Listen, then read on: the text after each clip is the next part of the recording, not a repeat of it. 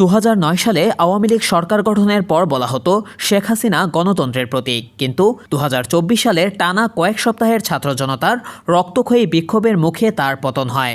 45 মিনিটের নোটিশে দেশ ছেড়ে পালাতে হয় স্বৈরশাসকের তকমা নিয়ে।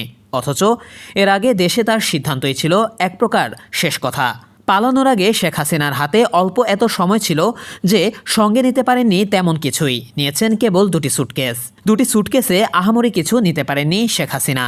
সুটকেসে পোশাক ও জরুরি কাগজপত্র ছাড়া আর তেমন কিছুই ছিল না বলে দাবি ভারতীয় গণমাধ্যমের। মূলত গোছানোর জন্য বেশি সময় পাননি সাবেক প্রধানমন্ত্রী। বলা চলে প্রায় শূন্য হাতে দেশ ছাড়েন আলোচিত সমালোচিত এই স্বৈরশাসক। পরিস্থিতি সম্পূর্ণ প্রতিকূল থাকায় তড়িঘড়ি হেলিকপ্টারে চড়েন তিনি। যখন দেশ ছাড়েন হাসিনা, তার কিছুক্ষণ পর থেকে গণভবনে আসতে শুরু করে সাধারণ ছাত্র জনতা।